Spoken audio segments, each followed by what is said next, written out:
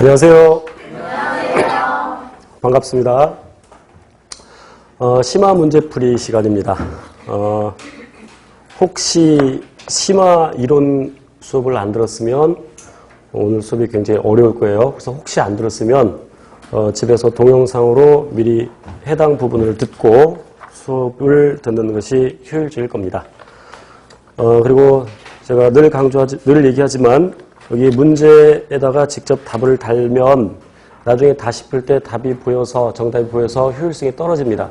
그러니까 여백에 체크를 한다거나 해서 틀린 문제에다가만 표시를 해두는 것이 나중에 시험에 임박했을 때 시간이 부족할 때 효율성을 높일 수가 있을 것입니다. 그리고 이 교재 수업 듣고 나서 또는 수업 듣기 전에 심화 이론을 미리 공부하고 오시는 게 좋습니다. 아니면 수업 듣고 나서 또 자기가 부족하다고 생각되는 부분들은 그 확인학습을 통해서, 우리 교재 확인학습 교재를 통해서 꼭 복습을 해주시고, 그리고 이제 1페이지를 보면 이제 이 교재가 내용이 간단히 나와 있고, 그다음에 가끔 핵심 문제가 나와 있고, 핵심 문제는 뭐 서술하라, 비교하라, 이렇게 주관식으로 나온 거 서술형으로.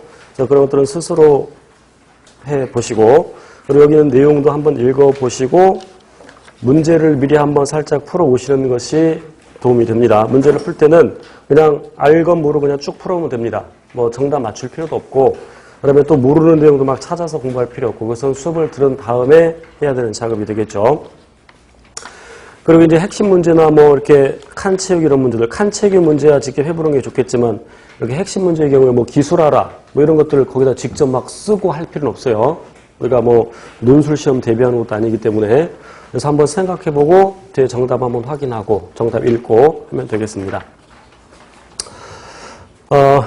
우리 이 강의에서는 이 모든 내용을 다 시간상 다룰 수가 없고, 그래서 사지선다 위주로 이제 문제를 풀어드릴 건데, 그렇다고 있는 문제를 또 다 풀어드리지는 않을 거고요. 너무 쉬운 문제는 생략을 하겠습니다. 그리고 필요한 부분들은 앞에 내용을 좀 더 설명을 드릴게요. 1페이지 보겠습니다. 1페이지.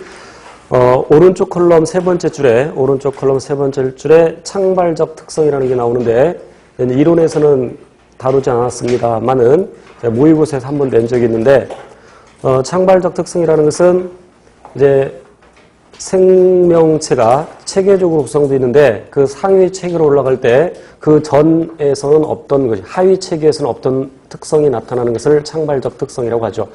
예를 들어서 위는 여러 조직으로 구성되어 있는데, 그러니까 상피 조직, 결합 조직, 그다음에 근육 조직, 신경 조직. 물론 이제 신경 조직을 더 나눠서 신경 조직과 악교 조직으로 이렇게 나누는데, 만약에 상피 조직만 있어서는 위에서 소화가 정상적으로 일어날 수 없겠죠. 그럼 네 가지 조직들이 모여서 소화라는 새로운 기능을 하게 되는 것이죠. 그래서 조직 단계에서는 없던 것이 만약에 기관 단계에서 나타났다 그러면 그것을 창발적 특성이라고 합니다. 그러니까 생물의 특성 중에 하나가 되겠죠. 넘기시고, 자, 2페이지 왼쪽 컬럼에 이제 세 번째 문단에 유전자 발현 굵은 글씨 나와 있죠. 유전자 발현이라는 것은, 유전자라는 것은 대개 단백질 합성하는 정보를 얘기하는데, 유전자 발현이라는 것은 단백질 합성되는 것을 의미하죠. 그러니까 DNA에 있는 정보로부터 mRNA가 만들어지고 그 mRNA 정보를 읽어서 단백질을 합성하는 것을 유전자 발현이라고 하는데, 다시 말하면 유전자라는 것은 단백질을 합성할 수 있는 정보를 갖고 있는데, 그렇지만 그 유전자의 발현이 모두 단백질 합성으로 되지 않는 경우도 있다. 예를 들어서 rmtRNA 기억하셔야 하는데, RNA, mRNA, tRNA 만드는 정보가 전부 DNA에 있는데, 그럼 RNA나 rRNA나 tRNA가 만들어지는 경우에는 그 rRNA나 tRNA 정보를 읽어서 단백질 합성하지 않죠.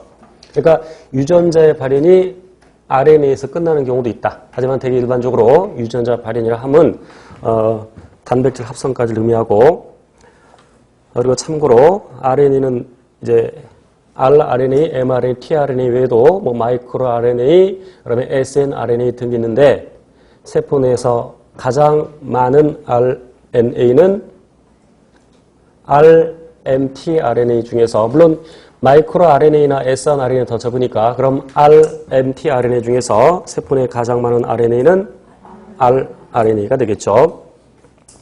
그리고 거기 이제 마지막 그러니까 그 유전자 발현 그 문단의 맨 마지막에 모든 형태의 생명은 근본적으로 그러니까 모든 생명체는 동일한 뉴클레오타이드로진 유전부호를 사용한다. 그러니까 그 유전부호라 함은 아데닌, 티민, 구아닌, 시토신을 의미하겠죠.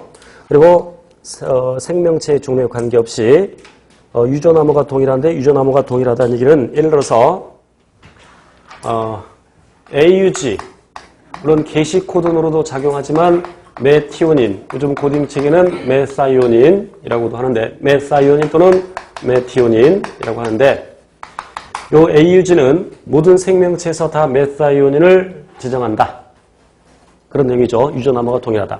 물론 이제 이게 약간 변형된 포밀메티오닌, 그러니까 포밀메티오닌을 지정하는 경우도 있죠. 세균에서. 그러나 이게 전혀 포밀메티오닌과 메티오닌이 전혀 다른 물질이 아니라 메티오닌에 포르밀기만 붙어 있습니다.